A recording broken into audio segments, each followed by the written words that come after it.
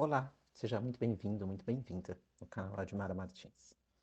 Bem, eu vou pedir para você ficar aqui comigo. Hoje nós estamos começando a leitura do livro de Marcos. E no final deixa o seu like, o seu comentário. Que Deus abençoe. Marcos 1. João Batista. O princípio do Evangelho de Jesus Cristo, Filho de Deus. Conforme está escrito no profeta Isaías, eu estou enviando à tua frente, meu mensageiro, que preparará teu caminho. Voz do que clama no deserto, preparai o caminho do Senhor, endireitai as suas veredas. Assim apareceu João Batista no deserto, pregando o batismo de arrependimento para perdão dos pecados.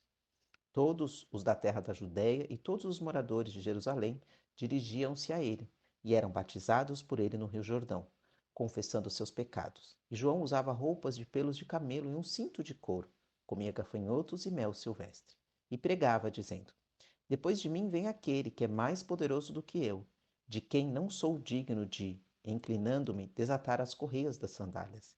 E vos batizo com água, ele, porém, vos batizará com o Espírito Santo. O batismo e a tentação de Jesus. Naqueles dias veio Jesus de Nazaré da Galiléia e ele foi batizado por João no Jordão. E logo que saiu da água, Jesus viu os céus se abrirem e o Espírito descendo como pomba sobre ele. E uma voz disse: Dos céus, tu és o meu filho amado, e em ti me agrado. E imediatamente o Espírito levou para o deserto. E esteve no deserto 40 dias, sendo tentado por Satanás. Estava com as feras e os anjos o serviam. O chamado dos primeiros discípulos. Depois que João foi preso, Jesus foi para a Galiléia, pregando o evangelho de Deus e dizendo: Completou-se o tempo e o reino de Deus está próximo. Arrependei-vos e crede no evangelho. Andando junto ao mar da Galiléia, ele viu Simão e André, seu irmão. Eles estavam lançando as redes do mar, pois eram pescadores. Disse-lhe Jesus: Vinde a mim, e eu vos tornarei pescadores de homens. Então, imediatamente, eles largaram as redes e o seguiram.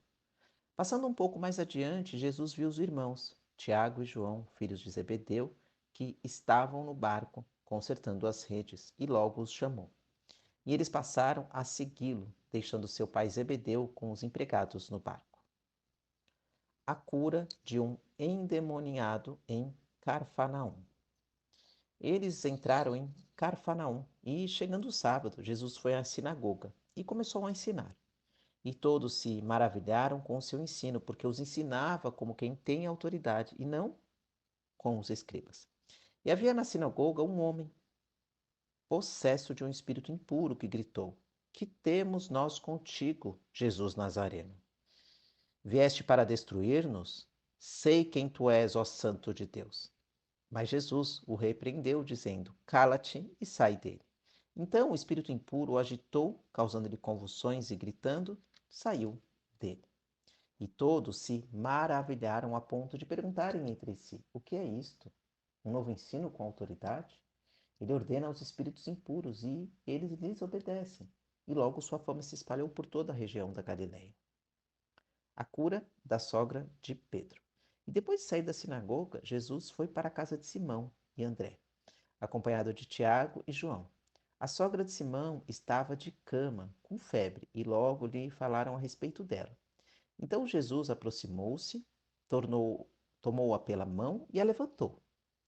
A febre a deixou e ela começou a servi-los. E quando anoiteceu, depois que o sol se pôs, trouxeram-lhe todos os doentes e endemoniados. E toda a cidade estava reunida à porta da casa.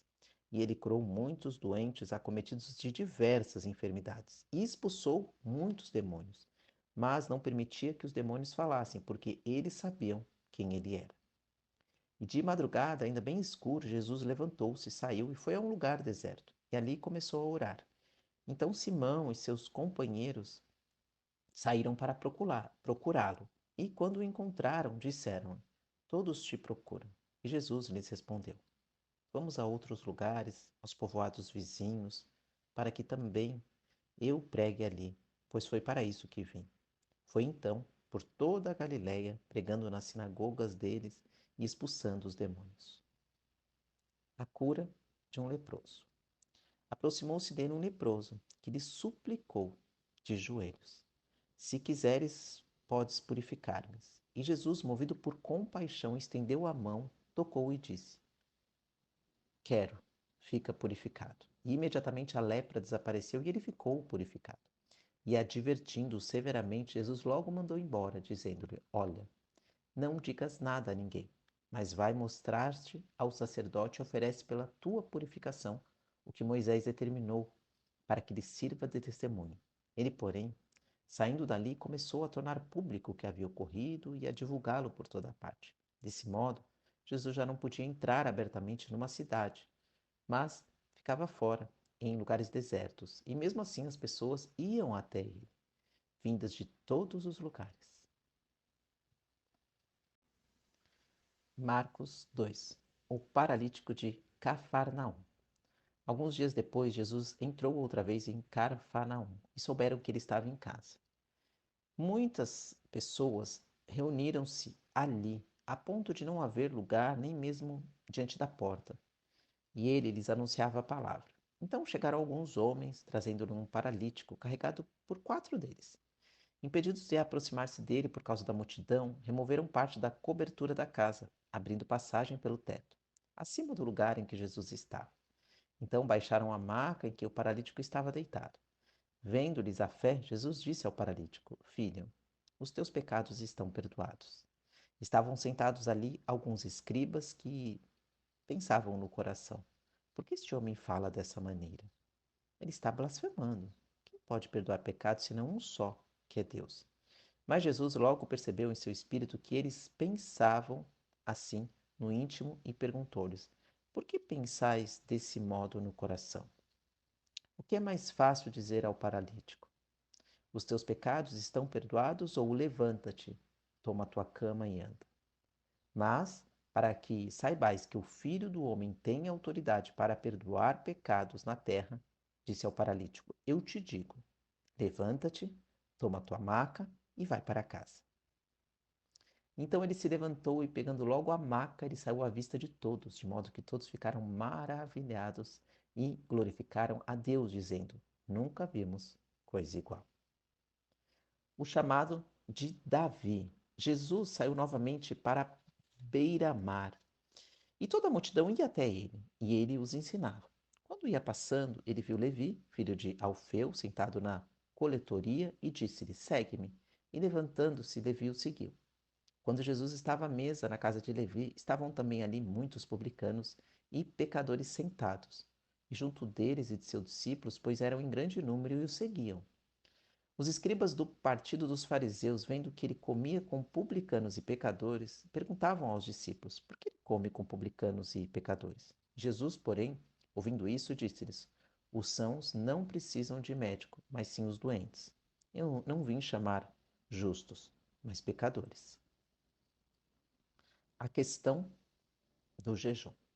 Os discípulos de João e os fariseus estavam jejuando e foram perguntar-lhe: Por que os discípulos de João e os dos fariseus jejuam, mas todos os seus discípulos não? E Jesus lhes respondeu: Acaso os convidados para o casamento podem jejuar enquanto o noivo está com eles?